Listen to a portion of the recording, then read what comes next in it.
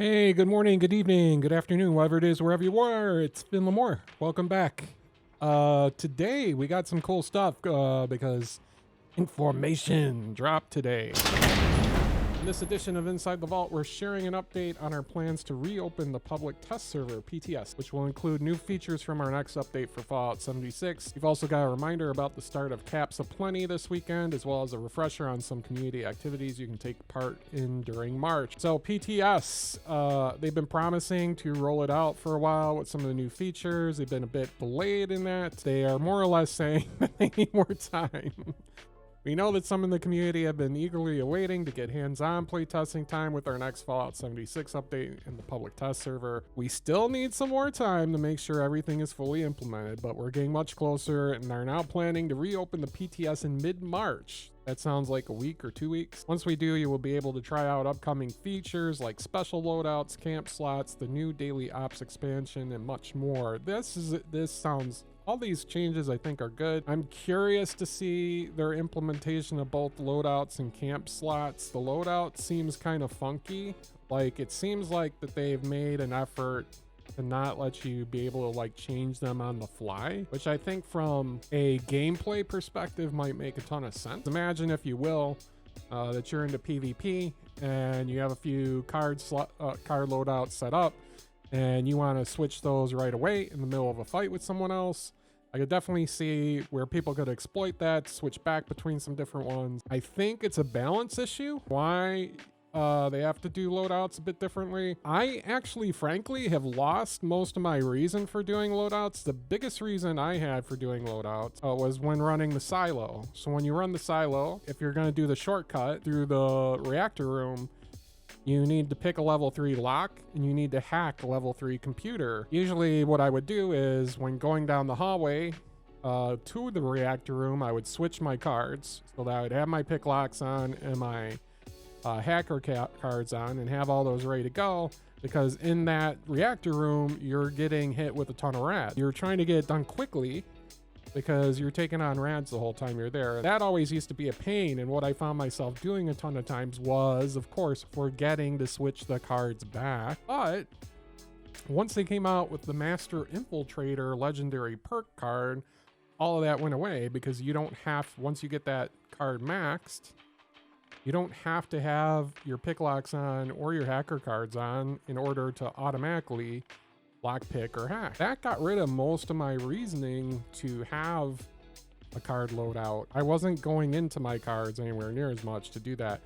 Maybe harvesting, disease cure run, and I want to have something like green thumb on, or I'm crafting where I want to make sure that I have ammo smith on and I have super duper on, stuff like that.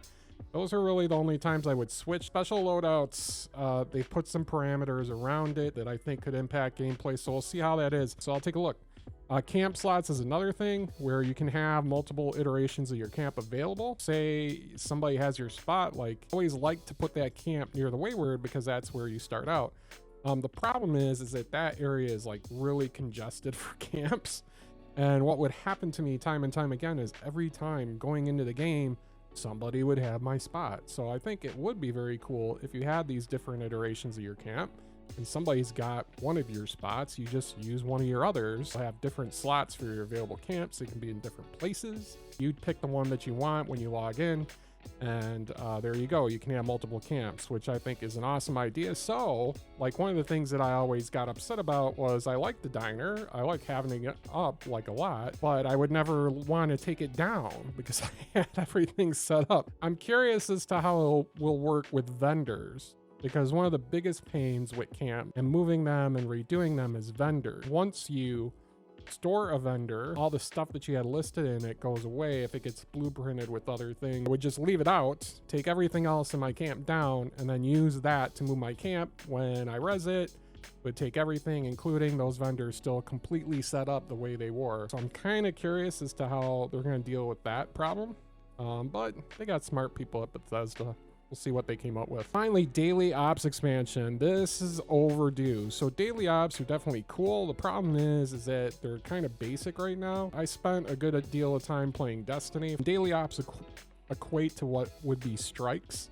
in Destiny, where you randomly team up with people. In Fallout, of course, we have our teams, we have our public teams you can join. You do go in, you do this thing quickly, you get your rewards, and the activity is done. The activity has a defined start, middle, and finish. It has rewards on the end based on how well you do. It's very much like this kind of strike type gameplay, which is really cool. The problem is it was kind of limited with just 3 different locations, if I remember right, that's available. And they kind of mix up the challenges that are thrown at you, but they're all kind of basically the same. They also had to tweak the rewards quite a bit. Like the rewards drop was like absolutely terrible at first, like you weren't getting anything. So I'm really curious to see what Bethesda has up their sleeve for the daily ops update. It's definitely needed. So 3 cool things to test out. They're going to be on the PTS. I did purchase my version of Fallout from Bethesda, so I could do the PTS. I will find out if PTS is available to be made available for content. And if it is, I will strongly consider doing that because I think it'll be cool. New content to go through will be awesome. So next, Caps Aplenty weekend. Caps Aplenty. Calling all Wasteland scavengers. If your bags are getting heavy but your pockets are feeling a little light, then you may want to stop by your local vendor to top up your caps supply during our Caps Aplenty event. Starting today, you can visit vendors throughout Appalachia to get up to 2,800 caps per day by selling them your unwanted gear. Here are the full dates and times. So it's already started. As of right now, it is March 4th, and it's going to end at 11 a.m. my time on March the 8th. Well, it's Tuesday, so next Tuesday. So that's cool, and that will probably be good for us, especially if we get in on some queens and stuff like that. We were definitely running into areas where we were getting at our maximum for caps. If we can pick up a lot of legendary gear that we don't really intend on, we're not really keeping any legendary gear at the level we're at right now. This will be a good event to help build the cap stash a bit. We have been putting ammo in the vendors, haven't had a huge solid level of income right now because we're level 21. So this will be a cool event to help stock that up some. March community activities. So these are various events that they have. You can submit things to Bethesda to get featured. We're going to do a Around Appalachia thing. This season's theme is Winter Silhouettes. And we're excited to see what you come up with. Be sure to submit your photos by March 15th. We're featuring podcast host, mod, camp builder, and live streamer Jessica Starr.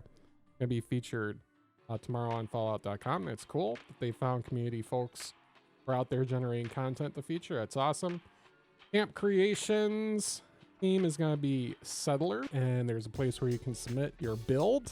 And then weekly streams, so come chat with us. Tune in twitch.tv Bethesda every Wednesday at 1 p.m. Eastern. Join members of the Fallout 76 community team as they adventure in Appalachia and discuss all things Fallout 76. Until next time, we'll see you in Appalachia. So there we go. Inside the vault, some cool stuff. We will see what's happening with PTS. Looking forward to see how they implement special loadout. Definitely looking forward to how they implement camp slots, and absolutely looking forward to improvements to daily ops. So there you have it. Inside the vault, March 4th, 2021. Hope you guys enjoyed. Hey, thanks for checking me out on YouTube. You can catch more of me over at twitch.tv, where I stream on Mondays and Thursdays at 3 p.m. Eastern Time and Saturdays at 9 a.m. Eastern Time. That's twitch.tv/FinnLemore. Or visit my website, finnlemore.com, where I have all the latest Fallout news, views, information, and tutorials for you to consume. Or visit me at my brand new Instagram account, FinnLemore76. Don't take any guff from Raiders, and I'll see you next time. Thanks a lot. Bye-bye.